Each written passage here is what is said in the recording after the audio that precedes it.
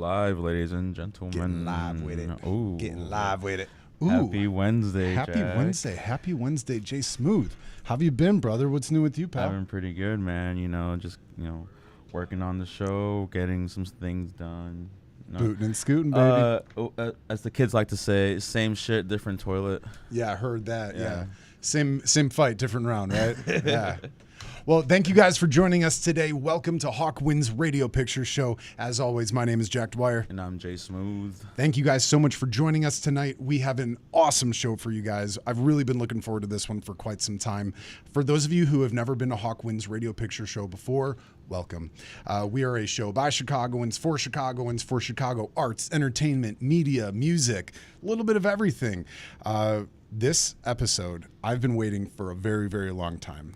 This young man who's about to be on our show, I have been a big fan of his for quite some time. I've been following him around Chicago, too, well before he got the well-known position that he's in right now.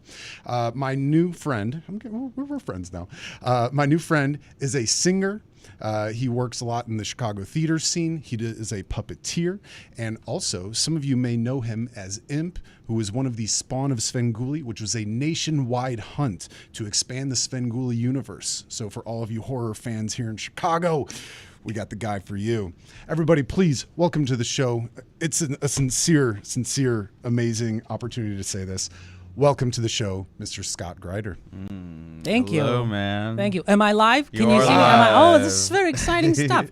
I'm just glad that you said that I'm young. So, yes, we can be friends. Yeah. Hi, everyone. I'm Scott Gryder. Hello. Welcome to the show. It's a pleasure to be here. I'm so excited. Yeah. Pleasure to have you, man. Thank you for coming. Yeah, thanks for coming. We just have so many questions for you, but I guess to start off, for those who have never heard of Scott Gryder before, tell us a little bit about yourself. First of all, if you haven't heard about Scott Gryder, unsubscribe. I'm done with you. I'm so done with you. Done. No, I originally from Texas, although I just celebrated my 20th anniversary here in Chicago. Hey! Yeah, bada bing boom. Congratulations. And actually, I don't know. Can you see the tattoo? You can see the Oh, you're a little bit of it. local. Yeah, so I got the Chicago flag for that, and then it's got the Officially. Lone Star there because of that's the Texas, because my heart still is in Texas with Chicagoan. my family. So yeah, that blend. But love Chicago is home. Love Chicago. Moved here straight out of college. Actually didn't know much about Chicago. It was recommended by a singer friend of mine back in Texas. Came up for my spring break, and I'd taken the train from Dallas, the Amtrak, and I walked out of Union Station and looked up at the sky and was like, this is where I'm going to live. Like, I Hell opened my little yeah. flip phone and I was like, doot, doot, sorry, Mom, I'm moving to Chicago. Hell yeah. And I just kind of hit the ground running. At that time, well, I can say it. Someone's going to do the math. 20 years ago, there was so much theater. I mean, like 200, 250 storefront theaters. So you could just walk and audition, and there was so much work to be had. It was amazing. It was such a lush time to be in Chicago. And even like from when I started, there were so many open mics here in Chicago, like piano bars, like legit, like the standard that happened in Chicago. So much of that. And I was hopping from all those venues as well and just making connections. It just felt like I was in the zone and I was where I was supposed to be. Most people, you think, I'm going to go be a theater star and I'm going to go to New York. And I'd been to New York and I was like, that's nice. I like that. I like the fast pace. And I lived in New York for a short spell later on in my career, but Chicago has always felt like home. So. That's awesome. I think that's such a beautiful thing, especially, you see people, I see a lot of folks from Texas coming up to come and be performers. Chicago is just definitely one of those scenes to really sharpen your teeth, really, really get into the mix of it.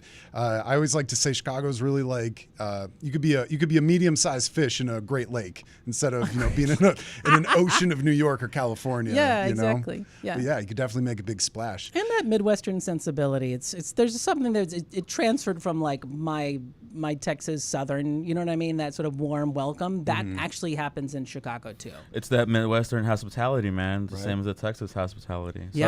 Southern hospitality. Major city, small town feel. Exactly. yeah, there you go. I love it. Yeah. Now, tell us more about the spawn of Svengoolie. When did you first hear about Svengoolie? Have you always been a fan? And, what was that process like to finally become a part of it? It's an interesting way that I found Svengoolie.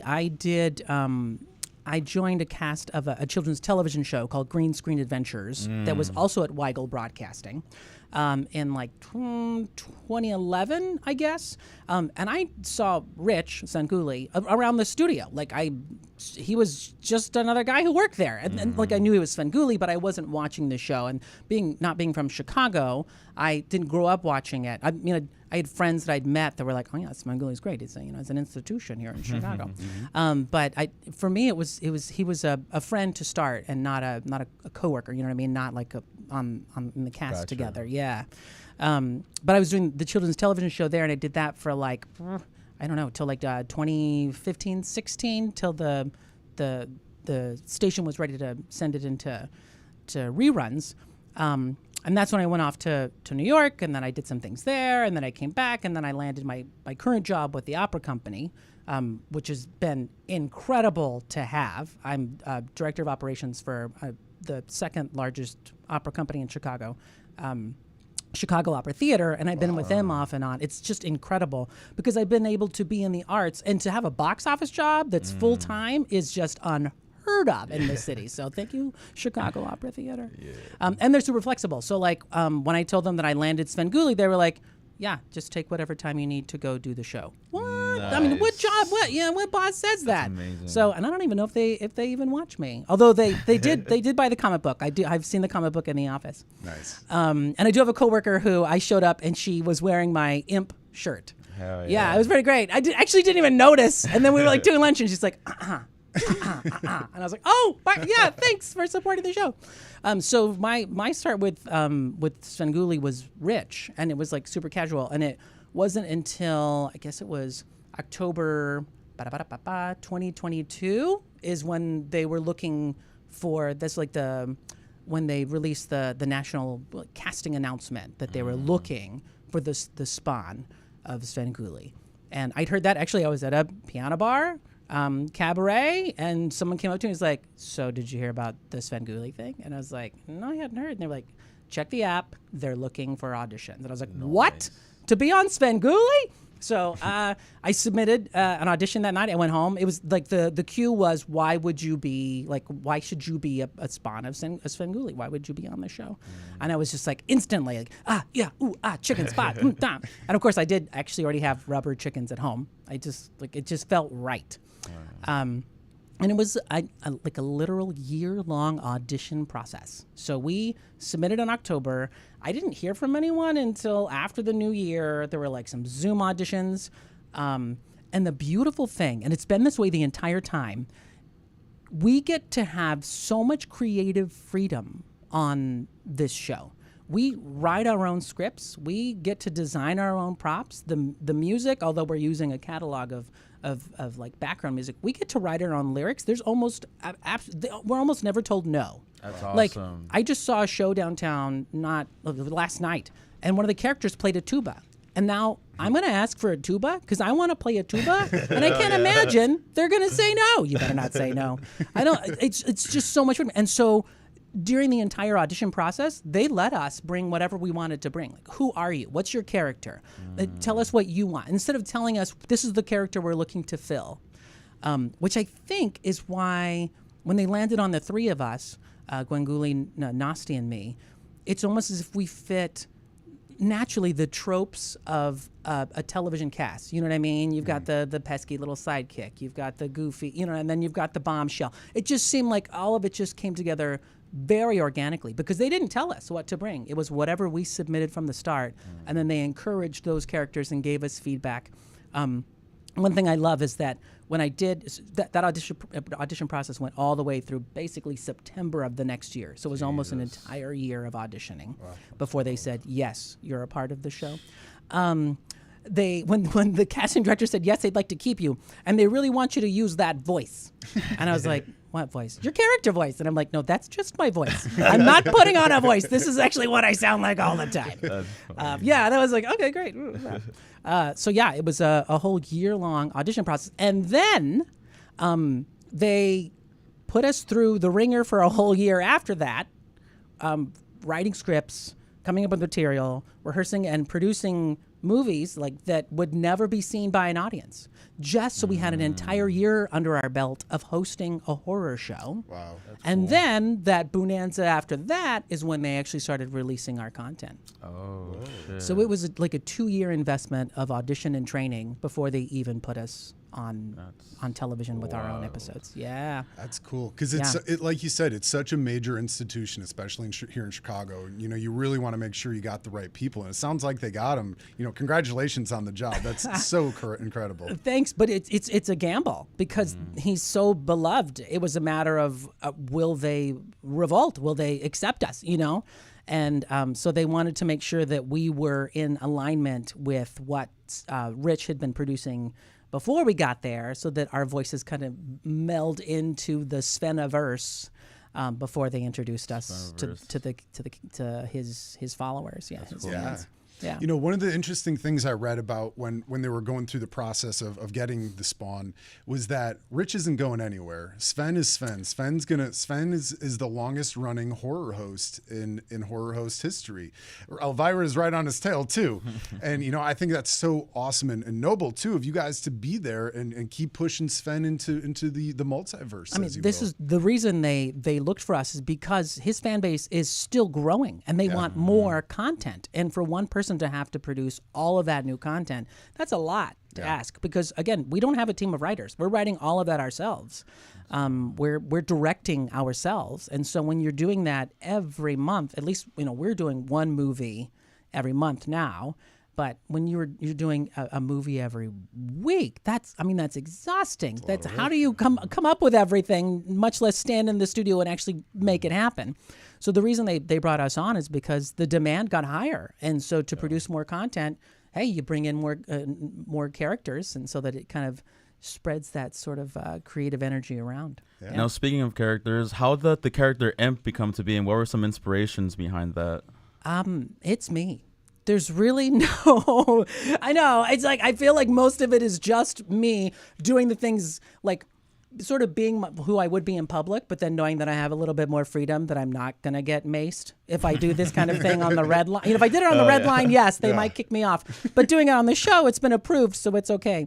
It came from when I was in high school. I was going to be an art teacher, was the plan, up until I went to a really small school in a place called Brownfield, Texas, which is like 45 minutes outside of Lubbock, Texas, which is, I guess, the biggest city you'd think that was in that area. But so I was like, I'm gonna be an art teacher. I would stay after school and work with the art teachers, and we'd work on crafts, and they'd show me all sorts of like glazing and, you know, all sorts of art techniques. And then in high school was the first time they offered theater, and it coincided with the exact same time that they were doing the art class. And so I had to decide what I wanted to do, and I was like, let's just try theater. I'd never really thought about it. I wanted to do some theater. And I was hooked, and there was no going back. And my parents were like, no, you're going to have a stable art teacher job. And it was, no, you want to be an actor. And while I was in high school, I became very close friends with the choir director there, Billy Lou Billett. And she had just gotten to town, and she had this. Do you know what a madrigal dinner is? No, so they recreate like a king's court kind of holiday thing with like a holiday drink called wassail, and everyone's in costumes. It's almost like a Ren Fair dinner sort of thing. And then they have madrigal singers, and they sing those old songs and these crazy harmonies, and then they beat these like drums, and I don't know. But it's like, so you have a king, a queen, the princesses, all that stuff. And she's like, I need a court jester. And I've seen the way you behave in your homeroom class. You're out of control. I think you'd make a really good court jester. So from those 4 years in high school, I played the court jester, and I was like, oh, I like this. And it was just feeding off of my natural energy of things that, again, like Imp, it was like, well, I have these ideas, but I probably shouldn't say them out loud. But now I get paid to say them out loud and put them on television. So since then, I've always had this sort of impish, you know, jester-like energy going on. And of course, when I was a jester, I had rubber chickens in my bits. So it's kind of come full circle. Wow. Yeah. Now, you know, for those who don't know what an imp is, can you tell the folks at home, you know, what the folklore of imp is all about? Yeah, I mean, it's like a little demon. I based imp, the imp that I know, on Chicago has a lot of close-up magic. we're famous for that. That's like where it started in Chicago. And there's some place like the Chicago Magic Lounge and some other places that are popping up around the city. And the lore of a magician is that he had little demons, sort of like the little devil. You'd have like the good and the bad, but these were just both bad, kind of whispering the secrets of how magic works. And so it wasn't really the person that was doing it. It was more like he was possessed by these little demons that were kind of leading him down this path. And so when I started looking for the character, I was like, so who am I? And like, what would I be in this world? I because of that imp energy, I was like, And then when I went to the Chicago Magic Lounge, I'd seen like little pins that had the little devils, and they had all these artwork with like little devils on shoulders and stuff. And I was like, that's it. I'm a little devil.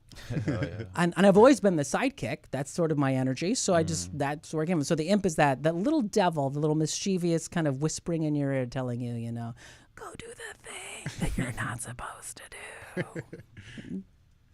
Oh man! And now you're making a career off of it. It's wild. Yeah. Sometimes it's hard to shake. I'm not gonna lie. Sometimes there are days after where I'm still in imp mode, and I go back to the opera, and they're like, "Yeah, don't make any phone calls today, Scott. You're still in the imp zone." So. Now, what's it like collaborating with Gwen Gooley and Nostalgia Veratu?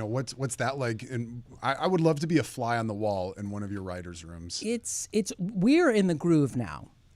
Since they picked us sort of from like very different backgrounds. When we first started, we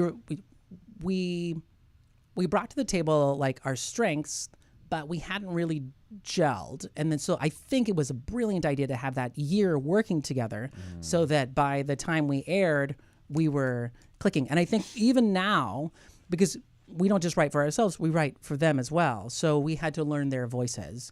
And it got to the point where we'd write something and I'd say, my character won't say that. Or my character would say it like this.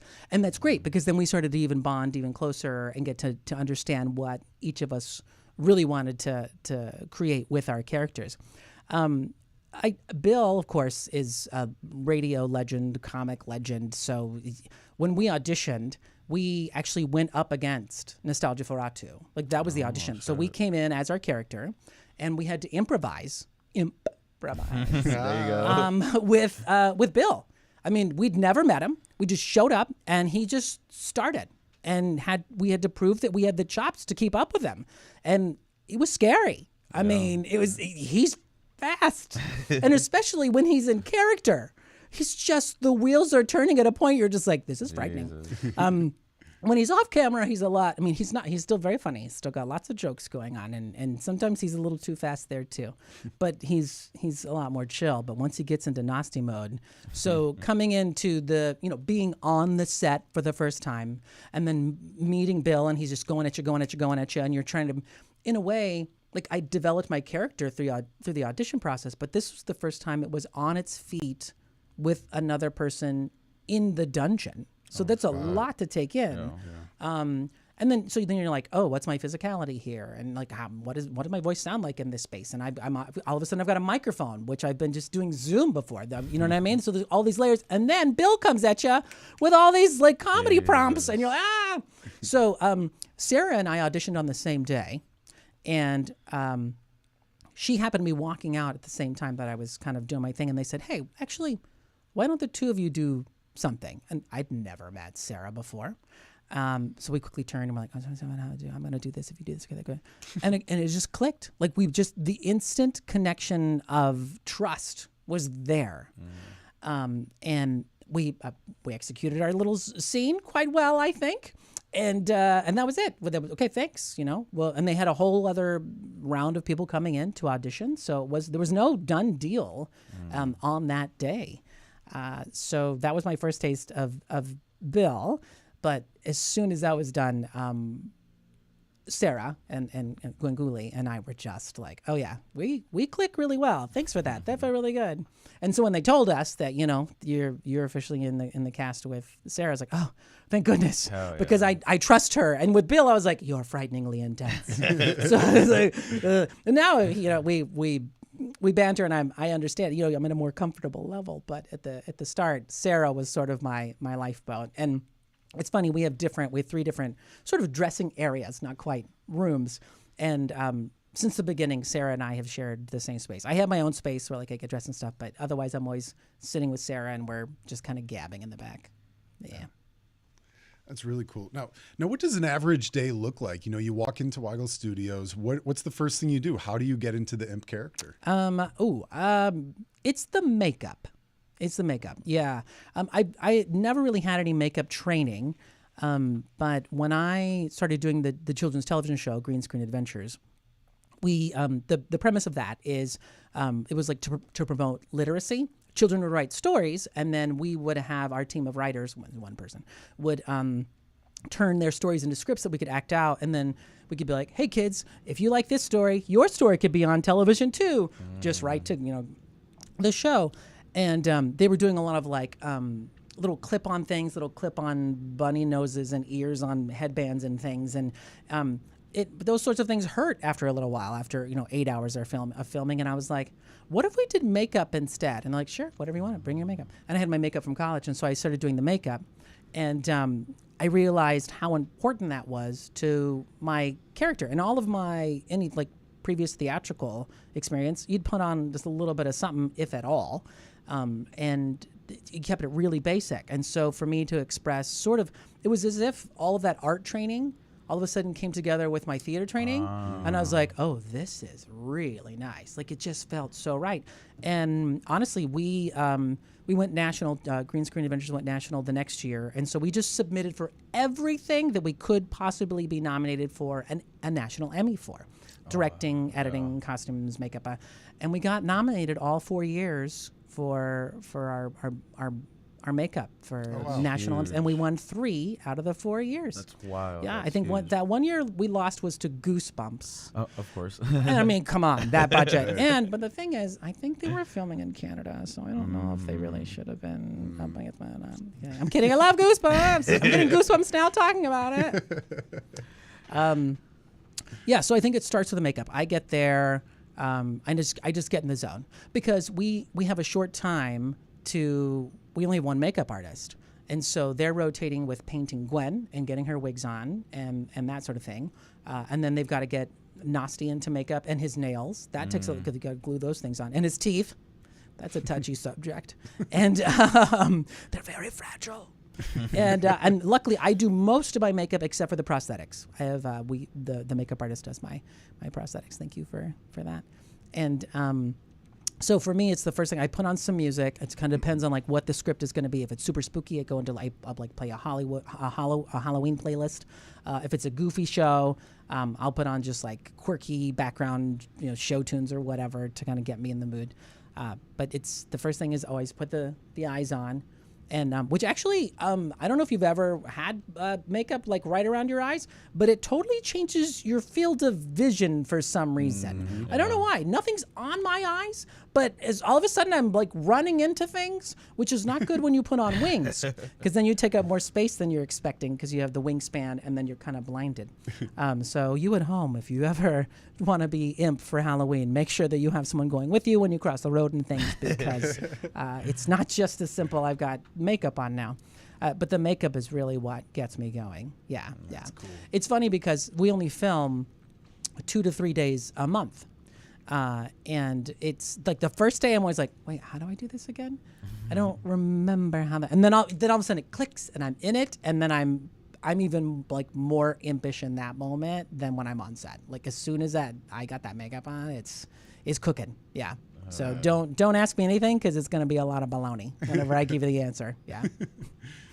Now you're on set. What's the vibe of the set like? Is it a fun experience? Are you guys really like to the books? Like how's it like on set? It depends on the script. First of all, it's very cold. I'll tell you that. Like the temperature in that space is freezing. I don't know what the lights. I don't know why it's the costumes. It's because of Gwen's wig. I don't know. But maybe it just keeps our jokes fresh. Or it's a dungeon. It's just a dungeon. It's very breezy. There are holes. You know what I mean? There are holes in the wall. There are cracks in the floor.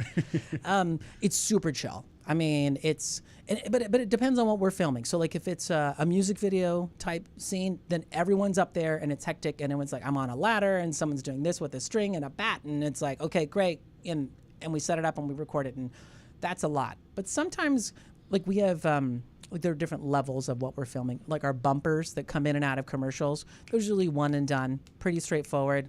Line them up. All right, Amp, you're up. Do yours. Dum, dum, dum, dum. Okay, great. Gwen, you're next. Ba, ba, ba. Noxie's still getting his nail done. Are there any scenes that, Gwen and Imp can do together? So it's super flexible.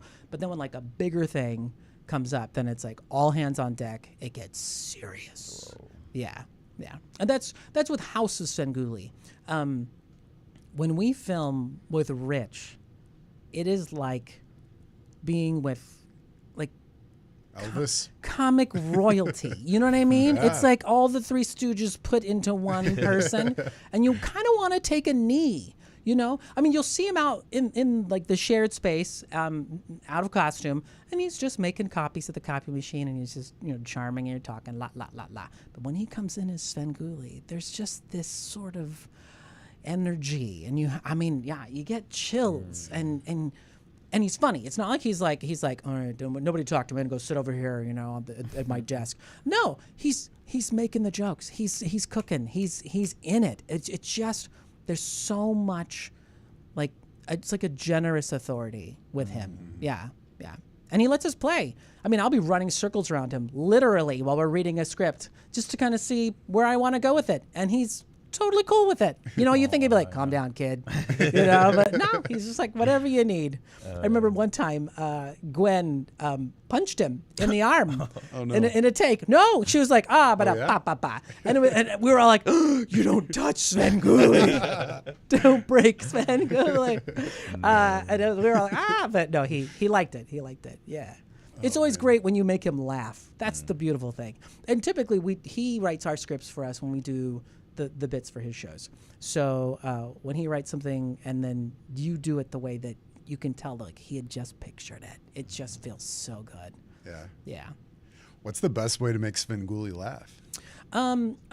References. If you know like old television references and you can like drop some of those puns in there, man, does he giggle. He loves that stuff. Yeah. He loves the classic television. Yeah. Wow. Gosh, like I said, it would be so cool just to be a fly on the wall and watch you guys perform. That sounds like a blast. Not a lot of people are on set. There's just basically us, and then there'll be like a production assistant. But most of the time, it's a closed set, especially on Svengoolie days. It's Sven and then Jim, and then us. But as soon as we're done, we leave. Like we don't stick around. Yeah.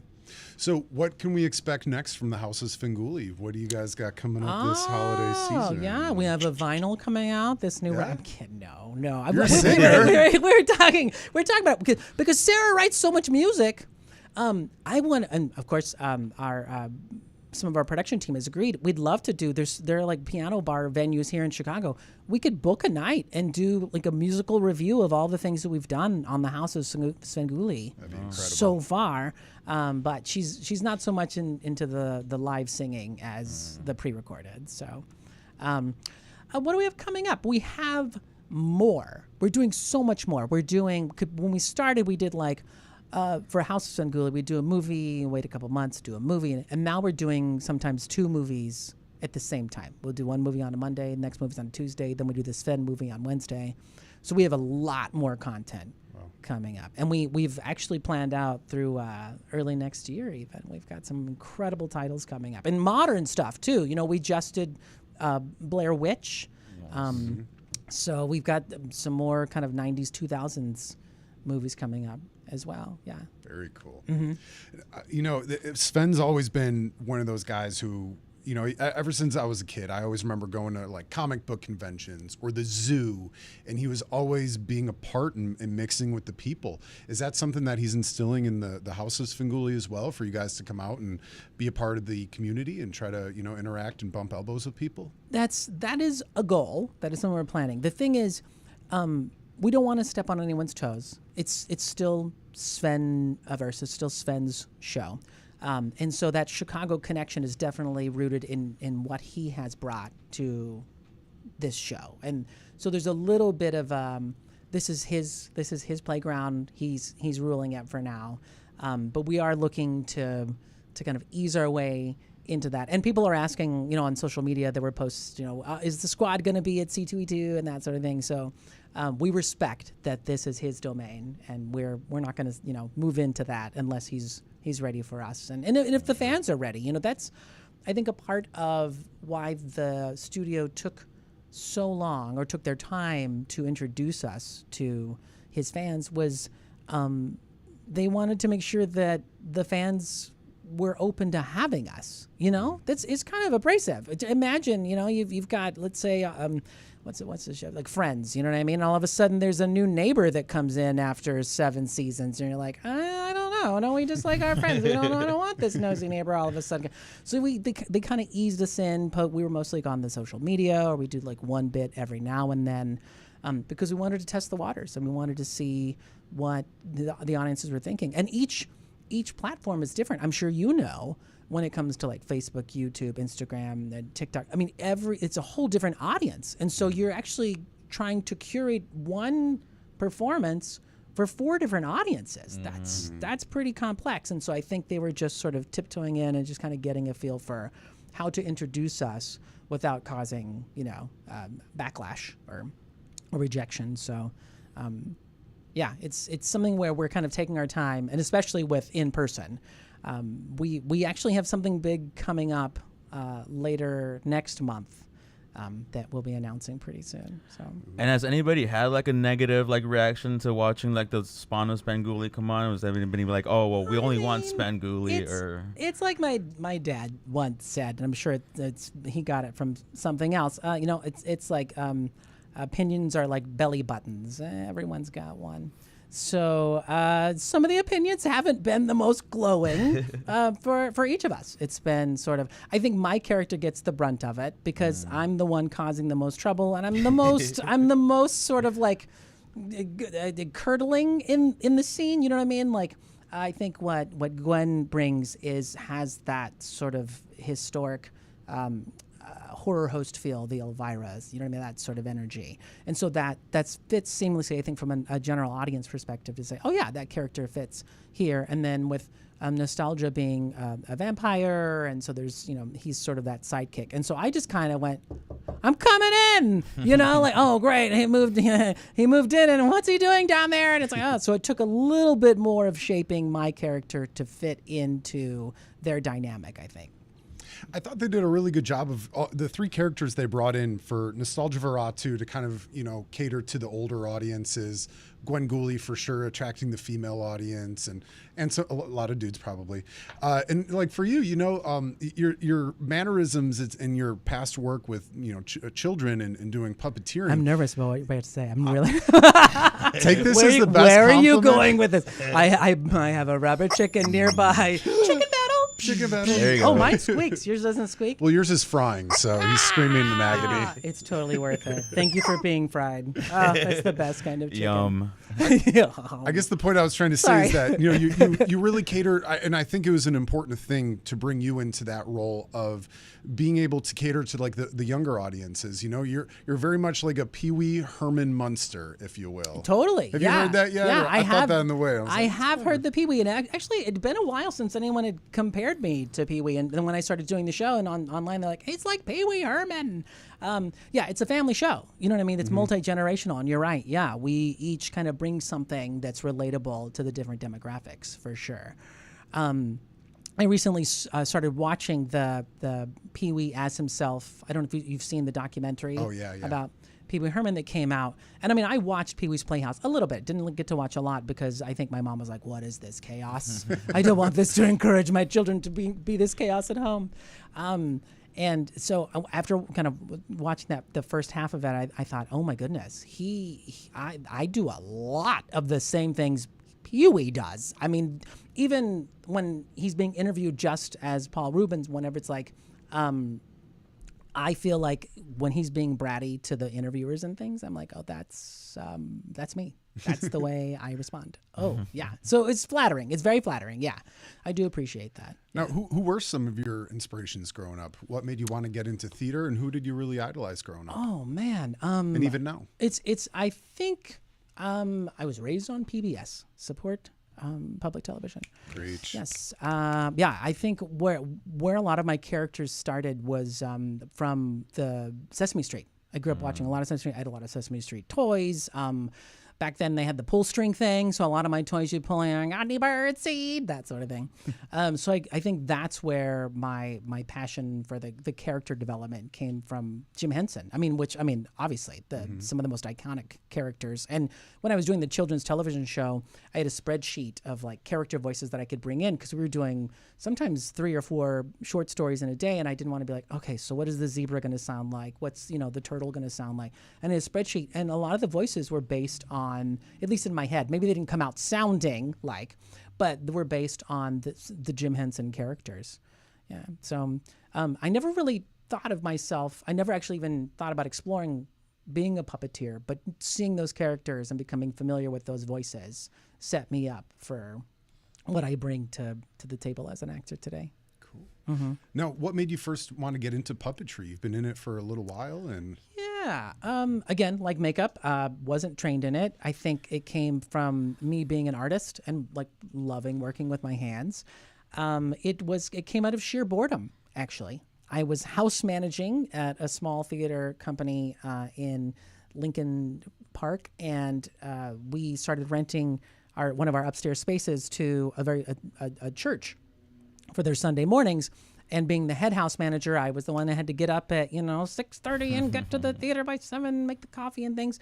And so I'd be kind of like, okay, because there are no patrons whenever you're just renting it out to another organization. And I love being a house manager. So being a house manager, you greet people, you make sure the box office is going, you make sure the bar is full. It feels like you're throwing a party, and I love that energy. But I was like, great, I'm a house manager, and I'm just sitting at this desk. And so one of the, during that run of the rental, it was kind of a holiday time, and someone gave me a, how to make puppets out of paper plates sort of book, you know what I mean? Like, glue these 2 sticks together, and now you have a puppet. And I was like, I don't know, I want something a little bit meatier. So you Google, you find some patterns, and I happened to be at a frame store not long after that. I'm telling you, everything just kind of lines up, the way it's supposed to be. Because I wasn't looking for making puppets. I was like, oh yeah, puppets are what I want. It just kind of, oh yeah, I could make puppets. I'm kind of bored. Yeah, how do you make a puppet? And next door was this fabric shop that had boxes of leftover fabric for really cheap. So I just grabbed some fabric, and the next Sunday, I'm just cutting out patterns. I'm sewing some stuff. I'm hot gluing eyeballs on, really just to pass the time. And it was during the run of the next show at the theater where I was house manager. It was Victory Gardens Theater at the Biograph, the historic Biograph Theater. And I was working on the puppet, and we had an accessibility show, and our person in charge of the sign language came out after the show, and she saw me sitting on a bench and she goes, oh, and I kind of worked with her before at the theater, and she goes, oh, you do puppets? And I was like, you mean, yeah, fake it till you make it. Yes, I do puppets. Obviously, I've been doing them all my life. And that's when she said, oh, well, I didn't know you were an actor. We're having auditions for this children's television show, and we're looking for, people of your size, because actually the studio was really short, so you couldn't have tall actors, who do puppets. And I was like, oh, great. Yeah, I'll bring my puppets, and I'll audition for your show. That's great. So it's kind of, everything just kind of lined up. At the same time, I was doing a monthly cabaret show called Simply Scotty. And it was 3 hours of yours truly singing whatever the heck I wanted. Oh, yeah. And it felt so good. And we'd sell out. I mean, it was great. Loved it. That piano bar is no longer around. It was near Wrigleyville. It's called 3160. Now I think it's called Shakers. It's a pool hall or whatever. If I played pool, I would go there. But at that time, I was doing my one-man cabaret show the first Sunday of every month, and there were songs that I wanted to sing that I felt like maybe I shouldn't sing. Not that they were racy or anything, but I was like, it's missing a flair. And so I thought, why not make puppets to sing those songs? So there's do you know Tom Lehrer? He's an old pianist, songwriter, whatever. But he writes a lot of spoof material and comedy songs, very witty, very very dry, very smart. And I thought I need kind of a kooky little sidekick character. And so my first puppet, Freddie the puppet, got to sing those songs, and those went over really well. Songs like "Poisoning Pigeons in the Park," things that I thought maybe I shouldn't sing it. People are gonna be like, that's just peculiar. That's But with a puppet singing it, they go, "That's brilliant. Of course, a puppet would kill pigeons in the park. That's endearing." And so, like when I wanted to sing like big diva belt songs, so I made a puppet that looked a little bit like Dolly Parton / I don't know, Tina Turner. And she started singing all the 9 to 5s and that sort of thing that I thought, well, I mean, I could sing it, but if you add a puppet that has a character that's like, and she's, her name was Lavender. She was a purple deer.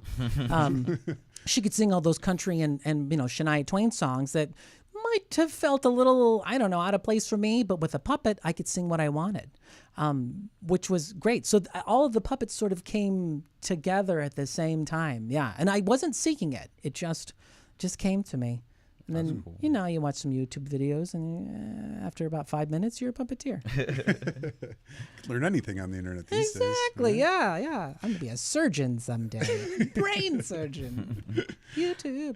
Now, you brought your puppet with you, too. You brought Mr. Marbles. You mind? I did bring Marbles. Yes. Come here, Marbs. Welcome to the show, Marbles. Oh, look at that guy. Now, he's just on display right now. He's not. Can I do the voice on your show? Is that okay? Okay. Yeah. All right, he's gone now. Oh. Hold on. You don't want to see what's inside there. It's very graphic. What is inside? Oh, there's secrets. Puppeteer secrets. Whoa. Oh. All right, now we're talking. Hey, Marbs. What's up, Marbles? Oh, isn't he great? Hey, Marbles. He's not studio trained, so he can't stay out for too long. But this rubber mat thing is probably that'll soak it right up. I'm sorry. I'm kidding. Of course he's trained. He's trained. Scott signed the release waiver, so you're covered, kid. No worries. I know I should have let you look at it first. It's okay. It's just fine print. It means nothing. Right? Yeah. And with my vision, I don't know what I signed actually. So I just brought my stamp like I usually do. But yeah, I've always designed my own puppets. I found a couple patterns, and I've always just sort of enhanced them and changed them the way that I feel fits the character. And what was the inspiration behind Marbles? Marbles came because we were asked to, we were invited to write our own comic strips for the 45th anniversary comic book for Svengoolie, which it's so funny. They ask you these because everything's sort of snowballing into so much more content. So much Here, more. buddy, chew on this. There you go. There you go. Here, get out of here. There's so much happening with the show because it was sort of like, let's just kind of throw things to the wall and see what sticks. And then when it was time to prepare the next comic book, they go, we'd like to invite you to write your own. You get your own bit in your own story in this comic book, and you're like, huh? I just started. What? Are you serious? You trust me to bring something to the official lore of Svengoolie? That's insane. And they paired us with like professional comic artists. It was crazy. Wow. So what came to me was sort of what do you call that? An origin story. And I thought, I'd like to have a little bit of bring my puppets to the show. I hadn't done that yet. And so I thought if I write in a character in the comic strip, then I can bring the character to the show itself. So that was sort of the inspiration. And my strip is my story is sort of a Sorcerer's Apprentice sort of thing. I'm like tending Uncle Sven's man-eating plants. They're not going well. I steal a spell book from his private office, and then I make all this magic happen. And one of the things is that I bring one of the tower's gargoyles to life, and that's Marbles. In the end, the spells get all reversed except for Marbles. Marbles gets to stay. And so yeah, good. I'm glad he's sticking around. The only concern is he's getting bigger than me. I think on social media, people are asking to see more Marbles, and they're not saying I want to see more Imp. So yeah, he's just fluffy and cute. That's fine. I know. I'm ready for the merchandising. I want everyone to have their own Marbles plushie, Marbles keychains. What are those creepy little dolls that are like really expensive right now? The Funko Labubu's. The little boo-boos. Those are haunting. Yeah. Those are, but those are, it's like, oh yeah, marbles could be a little boo-boo. Little Labubu. I have a I think so. 12-year-old sister. She goes crazy for those fucking things, dude. And fucking, They're frightening. the minute they come out, she's like, "We gotta go get one." I'm like, "All right, I guess." Fucking gets sold out in like Oh sure, a day. they're like the tickle me Elmo craze. People get hurt when you go for a little boo boo. It was Yeah, funny, you get a yeah. big boo boo. Yeah. if you're not careful. Oh, yeah. Marbles merchandising, though. That's got to make some good money in the Yeah, I think future. so. Yeah, we'll see. We'll see. Merchandising. We'll see how it goes. There's a little bit of love hate there because he's taking the spotlight. He's Well, come on. Let's not forget. who's You're really pulling the strings. the on this man one. behind the marbles. There you go. It's me. It's me. How did you get your start on green screen adventures? How did that come up to be? That was through the puppet thing. That's whenever I was in the lobby working on Freddy the puppet. That was my very first puppet, and Jessica Carlton came through the lobby and said, "Hey, we're looking." I guess they had just lost an actor that was like my size and did puppets. Like And that was the audition you were talking And then about? so then she Yeah. was like, "Do you want to come to this audition?" And I was children's television at 7 a.m. I didn't know what this show was, and did some. I like watched, and it was like much like Svengoolie. There's no streaming. You know what I mean? yeah. When you watch it in the moment, and that's it. You don't get to see it later. So it was hard to find the content of Green Screen Adventures before I went in for that audition. But what I did see, I was like, oh yeah, this is manic. I love it. And so I went in. It was actually similar to the audition experience with Svengoolie. They just set me up with the cast and said, play. This is the story. What can you bring? And we just played character, and they'd stop, kind of like an improv show. Okay, next we're going to do this. You're this and you're this. Go. And we just kind of played through it. And it was kind of a couple hours, and there were a lot of us there. And then on the way out, the producer, Gail Sigovitz, said to me, well, I think we'll be in touch. We'll be in touch. And before I got home, I'd had a voicemail that said, we'd like to offer you a contract if you're interested. Wow, so, that's pretty yeah. cool, And man. that, I mean, everything just happens for a reason, you know? You kinda the have right to put place, right yourself- time. Yeah, right time. Yeah, everything's in the timing. Yeah. Do you think the art of puppeteering has been lost a little bit, considering now that like all this like animation stuff is like really easy to do now? I think there's still a warmth that's missing from the digital puppetry. I don't know if you're familiar with Puppet Up, which is Brian Henson, Jim Henson's son, has this show. It travels called Puppet Up, and it's improvised puppetry, and they do like some serious. It's adult humor. It's a lot of fun, and they have like it's almost like Whose Line Is It Anyway? And they have a whole line of puppeteers and like a huge wall of all of this like puppets you can choose from, and bins of puppets and things. And they get a prompt from the audience, and it's just brilliant. I would love to do it. Just I would love to do it. If you're listening, Brian. And what they've started trying to incorporate is sort of a virtual puppet as well. It's something that they're sort of tweaking, and it's basically like magic gloves that you kind of wiggle them, and then there's a projection that comes to life on a screen. And yeah. But even then, it's not as funny because it doesn't have all of the dimension. You know what I mean? Yeah. It doesn't have that quirk. Like with a physical puppet, you can squish it and turn it and bend it and things. You know, Kermit's famous faces are all kind of squishy. On a flat screen, you lose that. So I think it has become more limited in mainstream. You're not going to see as many puppets, but I don't think it's lost. I'm a part of, actually there are different puppetry guilds across the country. I'm a part of the Chicagoland Puppetry Guild, which is sort of the Midwest. And we meet up every November. Am I giving away too much information? Don't try to find me at this place. I'm not going to be there this year, actually. I can't be there. There you go. Just so you know. But we do this thing, we call it Puppet Camp, and all the puppeteers get together, and we do these potpourris where we like try out new material and new jokes and new songs, and then we improvise, and then we also, it's sort of like a passing of different techniques and styles. We do these workshops where people present like, this is the way I do my marionettes, and this is the way I build them. And so I think the education is still being shared. We're still passing on the tradition of puppetry. It's definitely a more limited audience than ever before, but it's still there. And are there like different types of puppetry? Because I know like you had like where you put your hand in there. Sometimes you have like where you have like strings and stuff. Is that also puppetry? And Lots of different. What kind of different kinds of puppetry are there? So this is hand in glove, because he's just basically like a glove. Mm-hmm. There's the hand and rod, where he's got a little stick, like you can do the little rod stuff, that sort of thing. No, this is just the hand. The hand and glove is like Cookie Monster. So it takes two puppeteers. So when you have one person doing that, and then you have the other coming up as another hand, and then you have another puppeteer who gets to play the other hand on the other side. So Cookie Monster's two. So same with Bert and Ernie. Ernie is he's got two hands. So but then you also have marionettes, the one on strings. You have stick puppets, which are basically puppets on a stick, that's sorry, Mike. Oh my God, was that in the waiver? If I break this, I don't think this is in the waiver. Yeah, I think you'll be fine. Yeah, I think that falls on us. Unless it falls on me, and then then I remember seeing a whole that different. And then there's like shadow puppetry. I mean, as simple as like doing your little bunny foo-foo.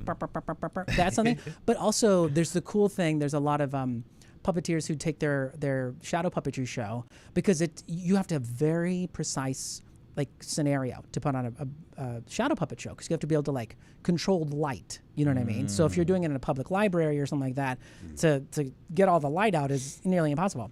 But what they do is, do you remember those old projectors you would have in school that had they use those? And so you get a really strong blast of light. And if you do two of them at the same time, you can layer the puppets, and so you can make like a background and have the puppets like dancing on top of your background. That's cool. It's really intense, but those things are so heavy, and like replacing a light bulb is so expensive. It's just but yeah, those are just some of the few different kinds of puppetry. Yeah. Do you have a favorite Muppet? Oh man, favorite Muppet. Or do you identify as any of them? Grover, probably. Grover? Yeah, that's kind of my. That's more my style. Oh yeah. Yeah. Trying to be daring, but also always, messing it up. So yeah. What about you, Jack? Do you have a favorite Muppet? I think we talked about this one time. Yeah, we always say the Mount Rushmore of Muppets that define your personality. We've asked that to a couple people. Mine's always Dr. Teeth. Dr. Teeth is so good. Fozzie Bear. I love Sweetums, because he's just really sweet, but he's kind of scary. But like people just don't really know him that well. Yeah. And I don't know who the last one would be. How about you? What's your Mount Rushmore of Muppets? Okay, let's see who I've got. Let's see. There's Grover. There's Big Bird. Big Bird was big. I went to Big Bird for Halloween many a time. Let's see. So that's like the Sesame Street ones. Gosh, I'm so that's like the Cookie Monster sort of, you know what I mean, with the eyes that do that. Yeah. And then I think I'm gonna say Miss Piggy. Oh, Man, she's a classy broad, but she doesn't stand for anything that she doesn't. I mean, she doesn't want to be a part of. She's like, she's legit. Yeah, There you go. yeah. She She's runs an the show. independent woman now. Yeah. Know? Oh She yeah. doesn't need no frog. Hell yeah. Oh man. Now let's get into the horror stuff. Have you always been a fan of horror films growing up? And what were some of your favorites growing up? Oh, honestly, horror is very new to me. Yeah. We didn't watch a lot of it growing up. I was into like fantasy and sci-fi, Labyrinth, that sort of thing. Again, the puppets, but not on purpose, but never-ending story. I love like the big epic and the comedy, Princess Bride. That's like what I grew up on. But it wasn't until the pandemic when I pulled up a list of, we all had so much time on our hands, like the top 100 movies you should watch. And a lot of them were the Universal monsters. And I was like, okay, let's see what this is all about. And I fell in love. I was like, I can't believe I've missed this. And then I started like deep dive, because there's so much that's connected to those like original monsters that and I'm not just saying like the Bride of Frankenstein. I'm saying like you watch stuff and you realize, the cinematography is similar, and the way they've filmed the shadows in something that's like Candyman, you'll notice it like sometimes the light hits a window and you're like, that's like in Frankenstein's castle. You know what I mean? There's so much respect. German expressionism. Exactly. That's it. Yeah. Ding, ding, ding. Yeah, that's the word of the day. I've done my homework. Exactly. So that's kind of been, and I guess before that I was like, I don't know. I think I'm I'm afraid of scary movies. I think I'm not good with horror. And then I realized, no, I'm pretty immune to horror. I'm actually pretty good with it. You know, I watch Smile and people are like, ugh, and I'm like, oh, this is fun. This is funny. yeah. So I think I've definitely started, and because we watch so much for Svengoolie now, it's definitely become a part of my life. Yeah. Do you have any top favorites? You know, like who's your maybe all-time favorite horror monster? Oh, the Creature. Creature from the Black Lagoon. Yeah. Oh, the OG. Classic. And not just because like that storyline is it's sweet, but what they did to be able to make this creature who could, you know, basically breathe underwater, and what they executed at that time is just so crazy impressive. Yeah. Right. So that adds layers to like why I love that. Because I know they had a couple actors in the Gilman suit, but wasn't the one guy a professional Navy diver too? Yeah. And those shots were else? right. Yeah, you can't do it with a regular Joe. And plus the shots that they got in that original movie were so cool. You know, they had the camera at the bottom of the water, and you see the people and the creature swimming over. Yeah. Like that was so Genius. cool, especially for back then. That just was not heard of. Back Exactly. In the day. Yeah. And we try to push the envelope with the House of Svengoolie, because a lot of what's happened on Sven is like you have the straight to camera, and you know it's sort of like scene by scene by scene, just based on one camera. And Gwengoolie, Sarah and I have been thinking outside of the box. And it's like we want cameras to pan in. We're actually looking into having like a handheld camera that they can sync with our audio, so that we can do more like up close and pans, and not so much like The Office where things kind of get a little bit like in your face, but just have a little more variety, so it's not just a park and bark where you're looking at the camera and you kind of split it as this like one level. We want it to get deep. We want it to come in. We want it yeah. We're trying to add a little more cinematography to what we're writing as well. Yeah. Now, what are some of the movies that, you know, you've done some research on, especially working with Sven? You know, I'm sure that alone has exposed you to so much horror history. Do you have a favorite horror history fact? Do you have like, you know, what was some of the biggest things that really impacted you when you started with the job? Oh my goodness, what is? I guess something that I realized, and I think this also eased me into like the genre of horror to start, is how DIY it is.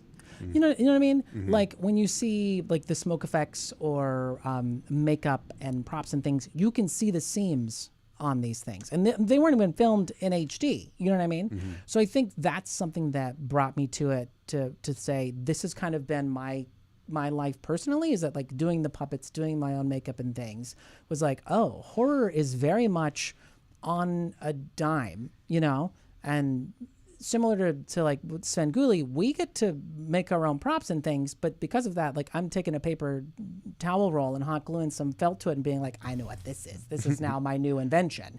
You know what I mean? So I think that's to understand that you can create so much drama with very little is so revolutionary to me. You always think it's television, it's got to be big, it's got to be expensive, it's going to take a long time to create. And before you know it, it's like, oh no, you just staple this one thing to this other thing, and you put this red light on it, and it's exactly what we need it to be. Yeah. Yeah. Bat on a string, right? The bat on the string still works, baby. Still works. Yeah. Still works. Don't fix what ain't broke, right? Exactly. Right. Yeah. Do you have a movie that, you know, like really kind of sticks with you? You know, do you have an all-time favorite horror movie outside of Creature from the Black Lagoon? I know that might be your favorite monster, but movie in general? Yes. Monster Squad from the 80s. Yeah. Holy cow. Now, when I was younger, and maybe this is why I didn't watch a lot of horror, my friend, my best friend, Melissa, how dare she? She lived down the block, and she had it on VHS, and she was like, we have to watch this. I mean, couldn't get through it, and not gonna lie, slept under the covers, like with my hands on my hand, like pulling the sheets this way for like months after just getting a glimpse of that movie. Of course, you know, now I watch it and it's just brilliant because it also captures all of the great Universal monsters. They all come together in this one movie, and the lore of it is it's such a smart, and then it's a timepiece. It's period, it's 80s, it's like when I grew up, so like all of that slang and all of those very sort of Breakfast Club character tropes are in it and things, and so it's just very now sort of comforting. So I put it on all the time. Yeah. What about what movie scares you the most, perhaps?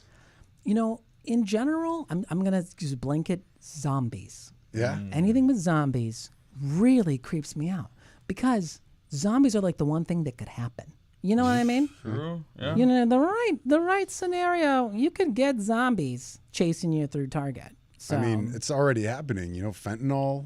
It's ooh, yeah. So zombies are don't do drugs, kids. The ones don't do drugs. The more you know. Yeah. The franchise, the 28 Days Later. Yeah. I had to dare myself to sit through that, and I mean, I was just gripping the couch. Okay, here we go. And so I got through that, and then when they did, was it 28 weeks later? I was like, oh, I got it. I got through the first one. Nope, not getting through it. That was hard. That was really hard. And now they're coming out with the 28. What is it now? 28 years later, or there's there's a third one coming out in the franchise that's coming out really soon, and it's just yeah, sure, I can do this. I know better. I know, because they're also fast. The slow zombies, you're like, okay, I understand this is a problem, but I'm just going to, walk real fast. It's fine. It's fine. But those really fast ones that can the Last of Us, sort of that sort of, that's who I love it. It's great. And then all of a sudden this mushroom thing jumps out at you and you're like, oh, crap. So yeah, anything that moves too fast is, and potentially possible, like the Last of Us. Yeah. It could happen. There are those mushrooms that do the brain control thing. I'd probably get turned into a zombie. I love mushrooms, man. Portobello? Yeah, yeah, sure, yeah. Well, talking about food, yeah. What do you think are some ways that you've grown as an actor, all-around entertainer since starting Svengoolie? Oh, the improv, for sure. I've always been, I'd say pretty quick. But I think now that I'm surrounded by people, because even Jim Roach, who runs Sven's show directly, they're always on. The comedy is always happening. And so when you're standing there, you're doing a read through, someone's going to say something, you just kind of get into that mindset and you play along. And so that's definitely something that I feel like I'm doing more of in even auditions outside of the show. So. Is there a couple skills that you would advise younger actors that want to get into the industry that they would probably need to learn or maybe get better at? I would say lip trumpet is vital. What's lip trumpet? If you want to have a career, if you can't lip trumpet, kid, you're gonna make it in the business. You just no. What do you Sorry, need? Kids. Can I say stamina? It's constant. Once you, if you're really pursuing this, you have to, and one of the tricky things you learn is that you don't have to say yes to everything. When you start out, you feel like you have to say yes to everything. There was a time I was doing 3 shows at the same time, and one of them was a late night show, and I got to that show, and I had friends in the audience, and I remember getting to the theater, and then I remember myself sitting at the banquette after the show, having a cocktail, and they're like, that was a great show. And I was like, I don't know how I got here. You know what I mean? It's I'd done a morning show. I'd done an afternoon show with another theater. And then I had a suitcase that I'd carry with me because I had 3 different costumes because a lot of the non-union stuff, you provide your own costumes, or at least that's the way it used to be. And so I would have a suitcase and I would okay, which costume, what show am I doing? And I remember very vividly. So you have to have stamina because there's a lot of go. But yes, you don't have to say yes to everything. You can pick and choose the roles that you're interested in. So that's good. Yeah.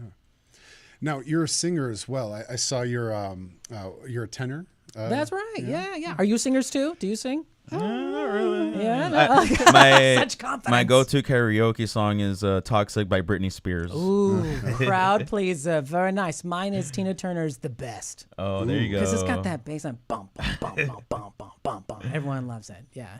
What about you? Do you karaoke? I karaoke quite often. Yeah. I used to be a karaoke jockey at Trader Todd's over in Lakeview. Oh heck yeah, Trader Todd's. I've been there a couple of times. You know what's funny is I know so many people in the art scene, and they always say this to me, and I always say it to them. I'm like, I feel like I've met you before, and they're like, and sometimes I'll mention that. Oh yeah, I worked at Trader Todd's, and they're like, oh yeah, I sang Mr. Brightside, Blackout Drunk. Yeah. That job ruined Mr. Brightside for me. Yeah. But no, love singing. Karaoke's always super fun, especially in Chicago. Oh yeah. I saw on your resume too, you worked at Davenport's as well. That's always a great place to go out and sing some Incredible. songs. Yeah, great space. Although it's changed now. Yeah. It's no longer a piano bar. that's one of the things that's happening in Chicago. I don't know if there's an actual dedicated piano bar left in the city that's open to just cabaret. There's a lot of jazz, beautiful, incredible jazz here in Chicago, but to have like that cabaret sort of the beautiful thing about a cabaret, besides like actually booking the back room, is that it's sort of like there's the baby grand piano in the middle of the room, and all the singers gather around, and they just kind of go around and they sing. You know what I mean? It's just this shared experience. It's like Cheers the musical. Yeah. And there's that space just doesn't really exist in Chicago anymore. And I was actually thinking, because I'm up on the north side, I'm not going to give you my address. Can we get your social security number too? That I'll give you. If you can find it, I don't know what it is. But there are some empty storefronts up in Andersonville. And I'm like, dude, you throw up some like velveteen type curtains and you get a little keyboard in there, you know, make it BYOB and BYOB, and then it could be like Scotty's Place is what I was thinking. There you go. You know what I mean? And then we could get just that front room cabaret piano bar feeling, because that still happens in New York. You can still find that in New York, but that's just not really happening in Chicago anymore. But that was there's a group in town called the Chicago Cabaret Professionals, and now we're kind of looking for a new home because Davenport's was our home. There was the Gentry. I don't know if you were familiar with the Gentry. There were two Gentrys, but they eventually, you know, kind of gave up the ghost. And same with Davenport's. Now they have it's more like just a cocktail bar. Yeah. And Andersonville would be such a great place to have a cabaret show. That's the right kind of clientele. You want like those swanky people like to get out and get the good cocktails, hear some good songs. That whole area is so fun. It's incredible. Yeah, it's always changing. Like I said, the Chicago Magic Lounge is now a staple in that area. And there are some places like Vincent's. I don't know if you're familiar. They have a really good burger, and they have a lot of live music. But again, it's almost like background music. The piano's in the corner. People are loud. The doors are open. The windows are open. So you're getting a lot of like street sounds. There's not a dedicated piano bar. Yeah, and there's something to be said about the intimacy of a genuine cabaret show like that. Like you said, you get the felt curtains. You're in the back room. It's nice and dark. Yeah, it's a mood. It's a vibe. Yeah, it's kind of like the Rat Pack in a way, you know. Oh, sure. Like Definitely. The Great American Songbook. It's like we're still singing it, but now we're trying to find the right place to, you know. If you know of a place, put it in the comments. Yeah, we'll take a look. Or if you're looking Scotty's to sponsor Scotty's Place, go ahead, throw it in the comments. Let me know. Give me your social security number. Comment everyone's social security number down below, please. I'm kidding. Don't do that. Bad idea. We're not liable. Why was Scott the last guest you had on your show? You didn't read the fine print. No, what would you like to do with your career? Maybe 5-10 years down the line, is that something that you really want to do? Is a Scotty's Place kind of like a Dangerfields, if you will, having your own spot, or where would you like to be? I do miss live theater. You know, up until the pandemic, I did a lot of live theater, and I love that like immediate response with an audience. Almost to a fault. I mean, sometimes I would go off book a little bit because I'd be like, oh yeah, they like that joke. I've got another one for you. So I won't do that again. If you want to cast me in one of your live shows, any casting director, I promise to stick to the book. But I miss live theater. So I definitely want to get back to that. And there's still a lot of that in Chicago. But yeah, the piano bar thing actually really sounds like a possibility. And plus, I plan on staying in Chicago. This is definitely my home. So whatever I can do to help keep that art alive. And also cabaret it goes hand in hand with puppetry. I mean, a lot of what I was doing at 3160 and Simply Scotty was what in the 70s it was called puppet cabaret. And before that, you would hide the puppeteer. But when puppet cabaret started happening, you would just sit next to the puppet, and then you would just ignore the puppeteer, and then the puppet would be interviewed on television and by the host. I don't know if you know Madam.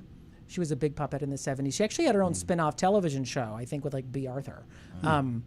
But she was just a sassy old lady puppet and a lounge singer.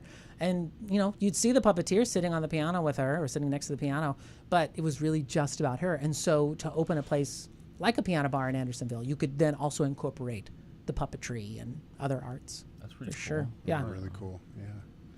Dang. What would you like to see differently in the Chicago entertainment scene? We're talking about theaters kind of shutting down or going away with the pandemic and all that. 5-10 years down the line, what would you really like to see, and what do you think was going to bridge that gap to put Chicago back on that scene again? I love the idea. I'm so glad you asked. This is so funny. I love that you asked this question. I've been thinking when like this cabaret sort of the Great American Songbook and I guess Prohibition, but house parties. People used to go into people's homes and do shows. And not just like singing. You'd put on a whole show. You would do a reading of Shakespeare in someone's living room, and I think we could go back to that intimacy. And I almost feel like people need that more than ever. Is like that a very DIY thing? Sort of, yeah. But I mean, like, sure, you could bring in a small stage with lights, and you can on Amazon get a light rack with all sorts of lights and things. Soup's cheap, and you could just pack that up in your car, show up with your friends, and put on a show in someone's house. You know what I mean? Yeah. I think that intimate shared experience is sort of what's missing right now in the scene, and I think to kind of go back to that would be really awesome. Yeah, that's interesting because you think you always got to go out to a theater, support a local theater, but sometimes a theater could be right in your own living room. Exactly. We've seen some people do it. We've had a couple people on the show that do their own stand-up comedy nights in their Chicago apartments.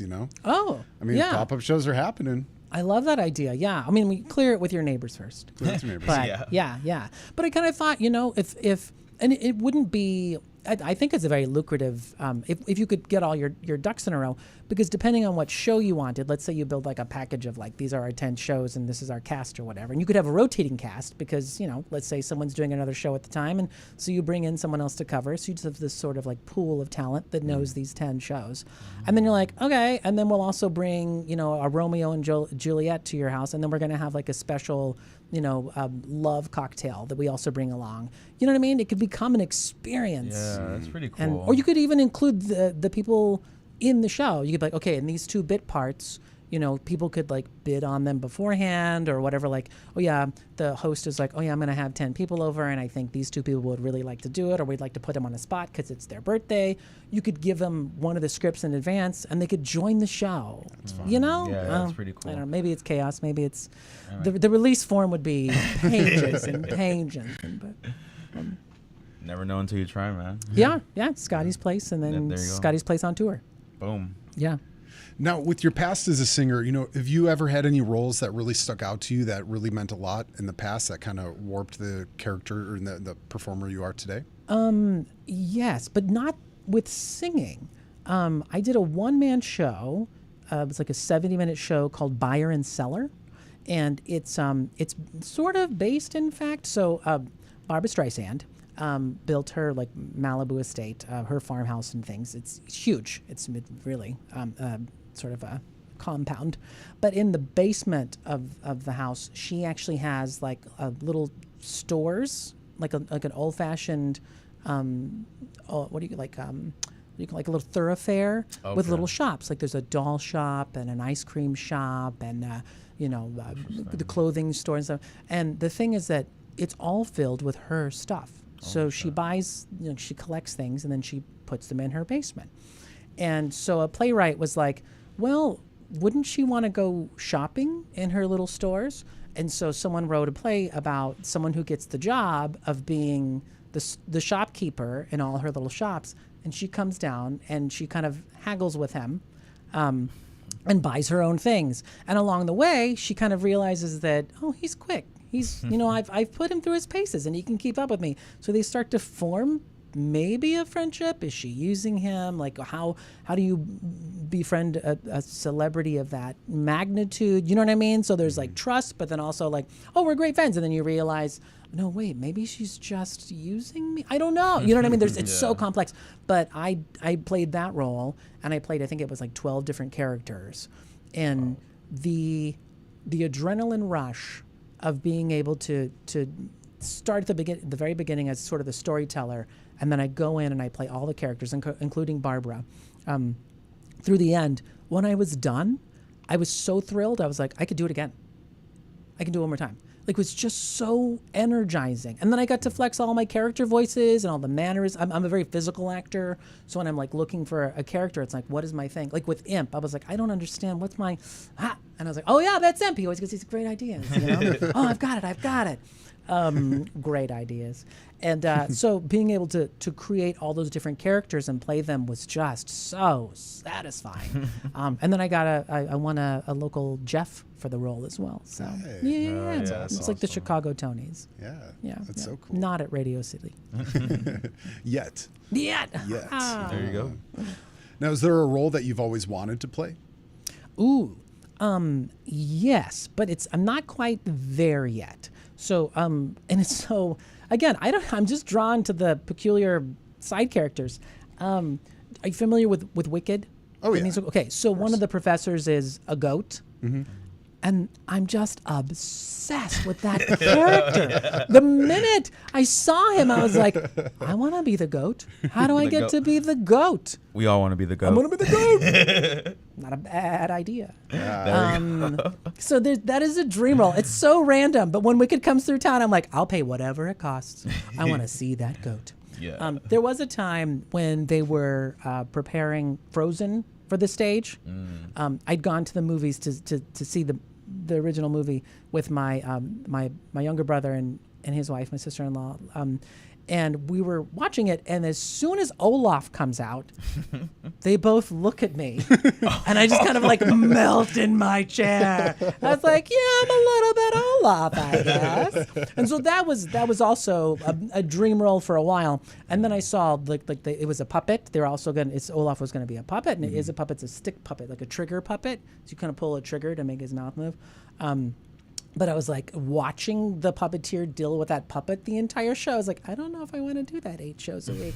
That's a lot of work. Same with like Lion King. So cool to watch. But there's sort of like this gag that most everybody in Lion King is basically always physically in torture because of their costume pieces and things that they have to wear to create them. Wow. So it's just like, like underneath like Simba's big head thing is also a neck brace, so that because he's in such pain. Not really, but that's like one of the jokes. It's like, yeah, that's funny. So, the goat. If anyone knows the casting for Wicked and they're looking for a goat, we got the greatest of all time right here. That's right. I'm ready for baby. it, and I do my own makeup and prosthetics. I can do my own prosthetics, so sign me up. That would be a fun gig. That would be a really cool gig. I mean, and it's such a hot show right now. Right. That would be awesome to be a part of that franchise. Yeah. Absolutely. Yeah. Absolutely. What other accomplishments are you really proud of within your career? Oh. Let me think. I mean, being a part of the children's television show was huge because we got to talk to the students. Like the young authors would sometimes come to the studio, and that just was so satisfying to see that passion that they'd written this story about, the little kid that was bouncing on his bed and he farted so hard he went to the moon, and Dr. Mr. Park had to get a chopper to go to the moon and bring him back. And I mean, it was just that freedom of expression, and then them seeing their work come to life. It just, I don't know another. I've never felt that satisfied in creating something, especially with the youth, so that you inspire them to continue to write and create and feed into the future of the arts. Yeah. Was there ever any story that you kind of stood out to you at all? Do you remember it all? I mean, farting to the moon is pretty good. It's a big accomplishment. That was very good. There was it's funny again, puppets. There was a rhyming rainbow. There was a poem that was written, and so we turned it into my rhyming rainbow, and we talked about like all the different songs, but like you can't rhyme anything with orange, and that was just so cool to be like the kid knew. He's like, but you can't rhyme anything with orange. It's like, yeah, that's right, kid. Yeah. So, yeah. You know, that's something that we always talk about. It's so important to, especially, you know, as talking to some kids who grew up in Chicago, being affiliated with the arts at such a young age is so important for kids. And I was hoping maybe you can talk about why is that so important? Why is that important to have kids come in, write the shows, be a part of it? You know, tell us, you know, in your own experience, why the people should focus, why people should pay attention and bring their kids to the arts. That's like twofold. So, one, from like the scientific side of things, when you're younger, much like learning a new language, hearing like ear training and getting that like familiarity with different chord structures and things, you have a basic sort of like window of opportunity. And by the time you get to like kindergarten, this starts to close. And so the younger you are that you get that sort of exposure to it, and it doesn't even be like professional training. It's not like you have to like try to find Juilliard for babies or whatever, but like just listening and watching and being like, there's the Chicago Children's Theater, like, take your kids there. They know the kid is going to cry and scream and try to go on stage. But this way they're introduced and exposed to that to begin with. So like from a scientific perspective, it's just really important to like introduce your kids to the arts and music and that sort of, and you know, to instill that sort of respect for the arts and acknowledging that it's there, especially because in so many schools it doesn't exist anymore. Yeah. So if you have the opportunity to share that with them, that's important just like to make them a developed human being. But also I think as a child, I was always encouraged to play, you know, and I think that's important, that when you're younger and you're told to keep playing, that now when I'm older, I still play. Like that's important to me. Like after a Zoom meeting, I'm like, hey, Alexa, play some crazy music. And then we're dancing and whatever I find around the apartment, I'll just either shake it or, you know what I mean? So I think playing is so important. And if you instill that at a young age, that creativity and then like exploring things that are like outside of what you think are real, then you're so much more open to like accepting other people, meeting new people and being open to understanding what their point of view, but then also like stretching yourself. The creativity of like, if you're going to be a scientist, if you don't have that curiosity, you know what I mean? There's just so much to it that I think the arts are so important to be just a well-rounded person. If you get in younger, you're going to have a fuller experience. Right. Yeah. Right. And it really does affect the kids a lot, you know, not to get political, but I remember when the Doge reports came out and they were like, oh, they have like Afghani Sesame Street that we've been funding. I remember going through that whole list and I like, that was the one that stuck out to me where I'm like, but wait, that's like super important. That's like really, really important for kids at a young age to educate themselves through that, you know? I was hoping maybe you could talk a little bit about what, you know, you were talking about Sesame Street earlier, how much that truly just affects the kids and their mannerisms and the way they view the world. Oh man, I think about what was the episode when the store owner, oh no, I'm kicking myself for not knowing his name, when he passed away and they didn't shy away from when the actor passed away, and they wrote it into the show so that children could see what that's like and the grieving and the understanding. I think Sesame Street was way ahead of its time in introducing kids to so many things that were like the reality of life. Yeah, they're puppets, and maybe it's easier coming from a puppet than it is a person. But I think just that as an organization, what Sesame Street did is and still does, although it's again harder to get access to. For me, it was on all the time, and now you have to have a subscription to get it. You know what I mean? I think that's is vital to have because it helps stretch us, and then it takes the weight off of the family to be like, so this is what death is. It's like, oh, I see. Well, okay, I get it. You get exposed to it in a gentle, very thoughtful way. Yeah. Do you think children's television has changed throughout the years, and if so, how so? Like, I mean, it's more. I mean, I don't have children, but what I have seen, most of it has just become filler. I feel, you know what I mean. There are still some shows that offer content. I know, like Bluey is something that was like revolutionary recently that actually introduced sort of hard feelings. my sister-in-law Lizzie, she teaches elementary school, and she was showing it to her class, and she's like, the next time she's like, we're gonna watch Bluey, and they were like, no, Bluey makes us sad. It's like, you're just feeling something new. The next episode is gonna be happy, but you know what I mean? It's great to introduce children in a way to feelings without overwhelming them. So I think I do feel like, and honestly, it's harder to find cartoons. I wake up on Saturdays, I want Saturday morning cartoons, and you almost have to go to YouTube and be like, I'm gonna Google I'm gonna look for that one cartoon I'm looking for, because otherwise, streaming just regular Saturday morning cartoons just doesn't exist anymore. And I mean, I know, I grew up watching like Ren and Stimpy. You know what I mean? Is that educational? The Chihuahua's eating a soap bar, thinking he's in outer space, and you get real close and you see the snot dribbling. I don't know. I guess there's always been filler, but I think it's harder to find the good programming these days. Have you guys ever seen like cartoons as an adult that you used to watch as like a little kid and just find a completely different message? And has it ever like fucking like mind blown you before? Ooh. Animaniacs was like that for me. I went back and rewatched like the new ones now, and I'm like, oh wow, they were really talking about some serious things here. Yeah. But as a kid, you're just like, oh, they're just doing it in a happy song. You know? It's wacky, but no, actually, it was actually some serious stuff that they were managing. Yeah, you're right. Political commentary as well. They did a lot. Yeah, that's one that sticks out to me. Yeah, that's pretty good. I'm trying to think, what have I gone back to watch? For me, it was always Arthur.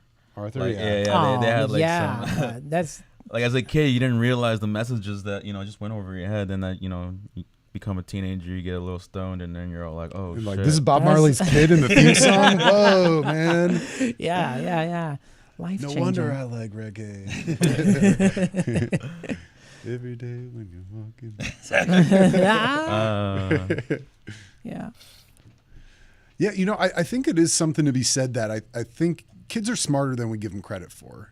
And I think kids nowadays, to piggyback off your question, from my opinion, I think that kids nowadays might be a little more in tune with their emotions. Where when we were young, like you said, it was all filler. It was SpongeBob. It was Ren and Stimpy. Was it educational? No.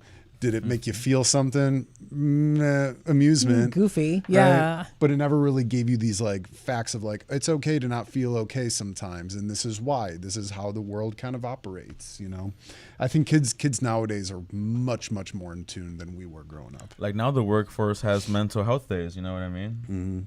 We never had that when I was, younger. Yeah. Also, they also have access. I remember when the internet was made or released to the public, when Google hadn't been around. I think now it's at their fingertips. So there's just opportunity to be exposed to it as well, which is really exciting. It's also sort of like, oh, watch out. But at the same time, it's great that it's out there as a resource. Yeah. Right. Now, sometimes we ask our guests, what's your Roman Empire? What's the thing you're usually thinking about randomly most throughout the day? Oh. What's your Roman Empire? My Roman Empire. Like the one that's just usually on my mind? Yeah, the things that's on your mind, some rabbit holes you like to crawl down. Besides Oreos? That's a great one. Always thinking about Oreos. There you go.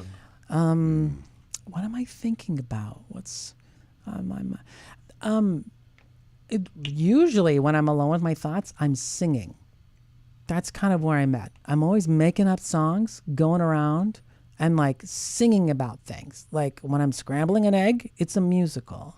So there's not a lot of space and time for me to be like, oh, I wonder this or that. You know what I mean? Mm-hmm. I'm typically just like, my life is a musical most of the time. Like I've been caught dancing down the street before.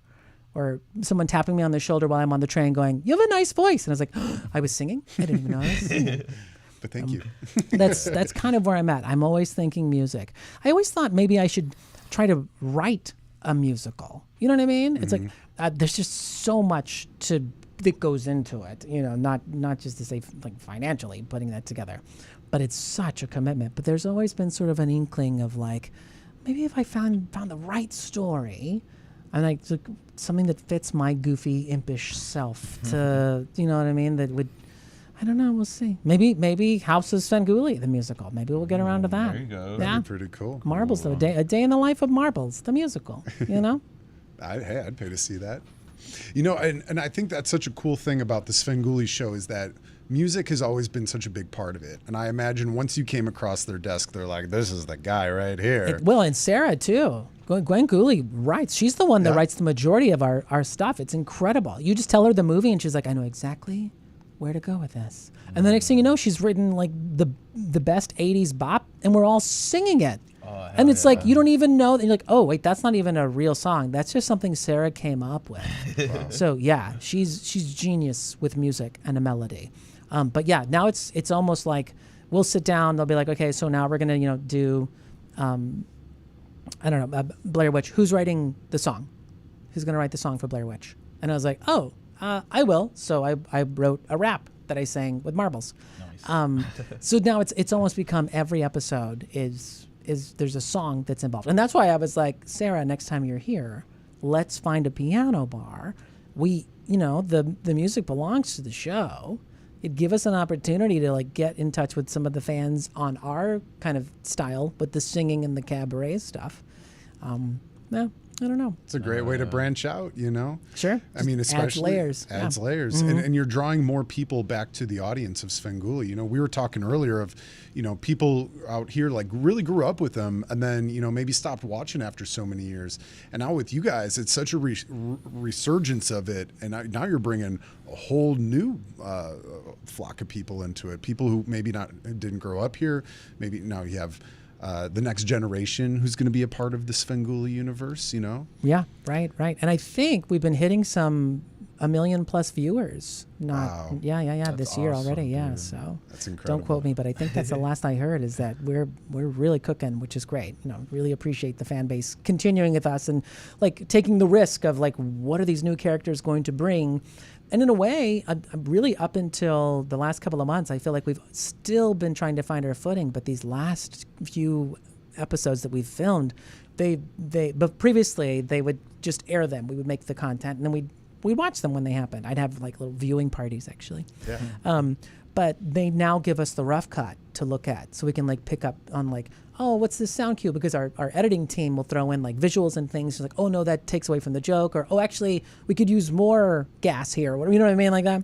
And so to be able to watch it, like I'm having trouble sometimes even giving notes because it's really gelling. Like all of our voices are coming in so clearly now, and the jokes are really landing, and the timing feels really good. I think all of us, including not just the three of us, but I think the entire production team is really in sync right now.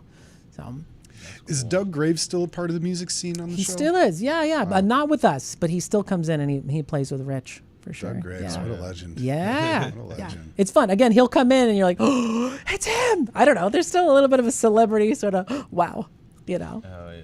Were you really starstruck to see any of the puppets that were on the show? Like when you saw Tombstone or, when his coffin is talking to you? Yeah. Body, the coffin, is impressive. The way that he can move his eyes and the mouth and the mechanics on the inside. Actually, one of the things is that I've been inside the coffin now for 3 different bits, and Sarah has not. And sort of the running joke now, because she always says something about it. But one of the running jokes is that, she's like, oh, they always let Imp go in the coffin. But it is so fancy in there. I mean, it's like lined with this beautiful, like soft purple fabric. And then the mechanism for Body on the inside, these slats that you wiggle and move, so smart, so incredible. I haven't touched them. That's something that Jim Roach does. And getting to meet Kerwin was pretty great. We weren't allowed to get near Kerwin because Kerwin was very fragile. They'd had Kerwin for a very long time, and Kerwin wasn't looking so hot. So they were like, be very, very careful with Kerwin. So even like sitting at the table where his rock was, they were like, don't touch the rock. And it was like, he's just sitting on the rock, and the rock is here. There's a lot. I'm surprised Kerwin doesn't have a bodyguard. I bet, yeah. Yeah. Oh yeah. Yeah, he's... And the set of the Svengoolie's dungeon set is so cool, and I think one of the coolest parts is that again he gave so much love to his fans. There's so many people that send him dummies, little coffins, minifigures. Do you have a favorite piece that's on the Svengoolie set? Ooh. Because there's a lot of them. Ooh, am I allowed to say? What's wild is that I feel like every time I'm there, it's like half of the stuff is new. I mean, all of a really? sudden there's a chicken nugget that looks a little bit like Sven's head that's been like kind of Mod Podged and then spray painted and it looks a little bit like him, and now it's on the set. And then next time you go, the chicken nugget is gone. It changes a lot. There's just so much. I don't even know where the vault of gifts are. We have some cages with like props and stuff, but I don't exactly know where all the. He actually just recently took one of the walls, and any of like the prints that he's received, they've now put them on the wall. So there's an entire wall now that the audience can't see. That's just along the back there. That's just full of incredible artwork that's been gifted to Sven. I said, well, my favorite piece, and it freaks everybody else out. And I'm gonna say that I'm gonna use it, although I think people were hesitant to let me use it. Is a full size dummy replica of Sven Gudli. Whoa. Cool. Yeah, the hair, the full suit, even the rare. There's how he wears that skeleton pin. That thing is like super rare. I think it was a Hallmark release a long time ago. You can't find it. Yeah. And whoever gifted him that included that rare skeleton pin. That's awesome. So I'm gonna try to write it into. Actually, I've sort of already drafted it. It's ready to go. It's gonna show up in one of the upcoming episodes for sure. That's yeah. awesome. The origins Yeah. of the pin. That's But cool. it's funny. They keep it in one of the cages, and it's like draped in this black sheet. And it's got the top hat on top, so it's Sven, and it's just sitting like all eerie. It's like, no wonder you guys don't like it. You're making it creepy.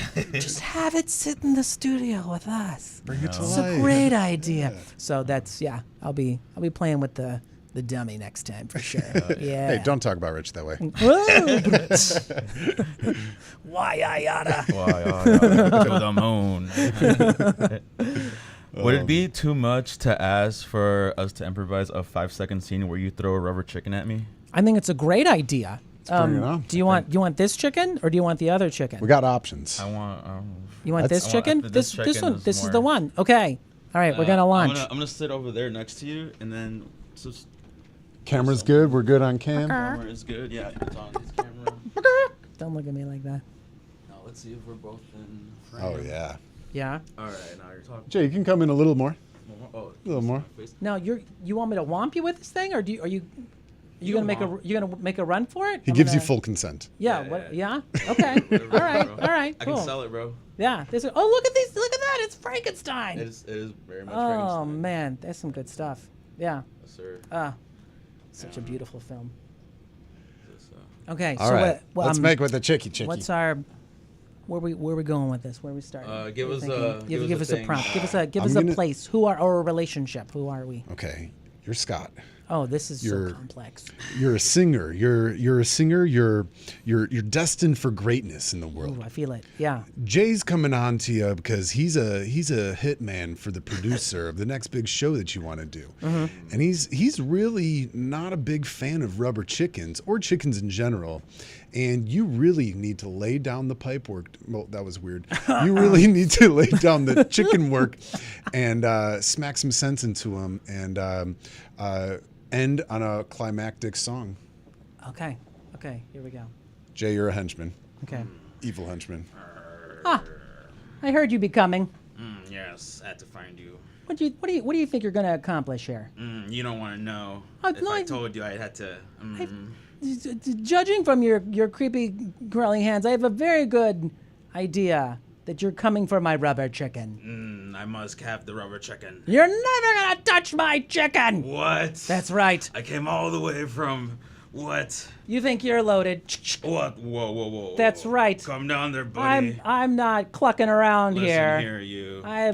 You better go tell your boss that I'm gonna be a star of this film, and there's nothing you not- can do. I'm not going Don't back make me- empty-handed. Don't make me use this. Oh no. You're never gonna make it in Berwyn, kid. Berwyn. That was awesome. Bravo! Nicely done. Bravo! But then there's a song. The henchman is now out of the way. I'm ready to go. No. Bravo! That's great. I'm going to get hit with a rubber chicken from somebody from Sven Gudli. There you go. Yeah. I think my dream just came true. We don't get to throw as many rubber chickens as you'd think. Yeah, yeah. Well, because we're usually, we're in makeup and we're like doing our thing, and then so we get either people from the studio or sometimes special guests get to come in and throw chickens at Rich. So that would be epic. It's funny because like when I first was working on the Green Screen Adventures, they did let us come in and throw some chickens. So it's like it's like full circle. It's wild. Yeah.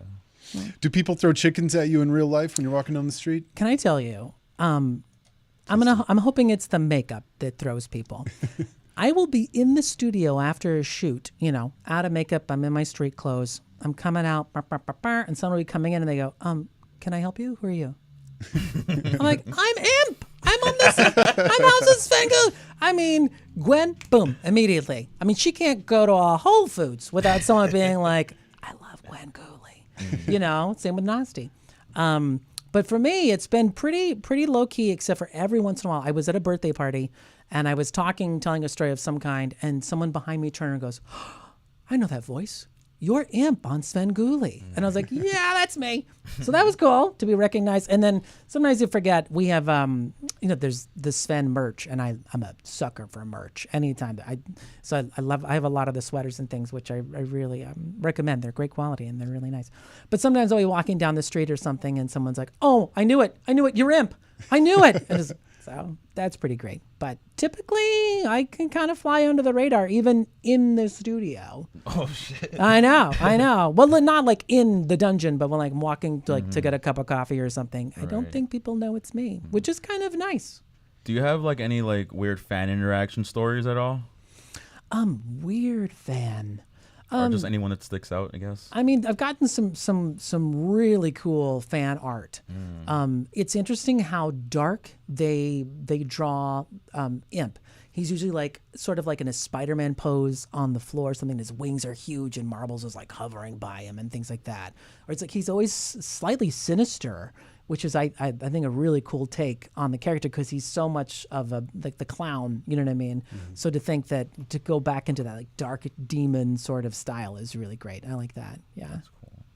Let's put a call out there too for all the listeners out there. Send Imp some love. Send Imp some artwork. That's definitely a part of the show that I think you guys really need to keep pushing forward. It's such an awesome part of the show. The segment where they show the kids' drawings and all the artwork.